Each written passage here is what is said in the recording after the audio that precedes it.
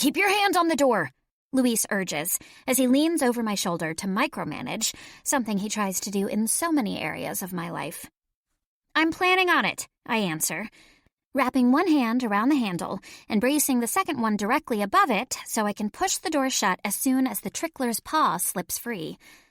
I pull what I'm hoping is just hard enough, and the second the paw slips back through the opening, I throw all my weight behind the door and slam it shut again as hard as I can. By some miracle, I actually managed not to create a new disaster. A chorus of outraged yowls arises from the enclosure, but nothing escapes. I'm safe. At least, until the next time. Exhausted, now that the last burst of adrenaline has left my body, I lean back against the door, slide down until my butt hits the floor, and then breathe. Just breathe. Luis sinks down next to me, nodding to the first aid kit he's dropped a few feet away. He's taken to bringing it down here for me every day that I have trickler duty, and, unfortunately, I've rarely not needed it. We might want to get started patching you up. The bell's going to ring in a few minutes. I groan. I thought I was getting faster at this.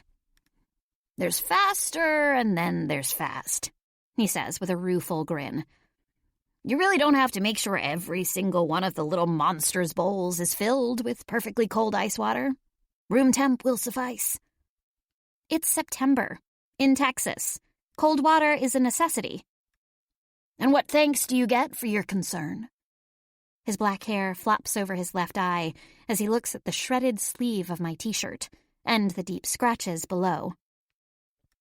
It's my turn to roll my eyes as I reach for the first aid kit. The headmaster stays off my back. I'm sure your mother would understand you giving them room temperature water if it means saving yourself copious amounts of blood loss. She is the one who insists on boarding these damn things, after all. He eyes the large Band-Aid I've extracted from the kit as we've been talking. Want help with that? Maybe, I answer grudgingly. Just do the one on my back, okay?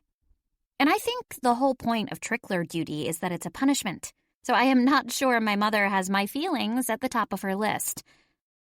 He snorts in acknowledgement of this truth as he drags the collar of my red uniform shirt down just enough so that he can slap the bandage on my scratched and still bleeding shoulder.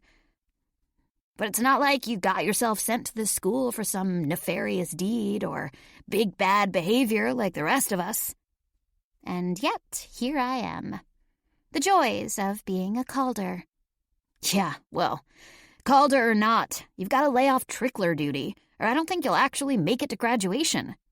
Oh, I'm making it to graduation, I tell him, as I slap on a few more bandages, if for no other reason than I can finally get the hell off this island.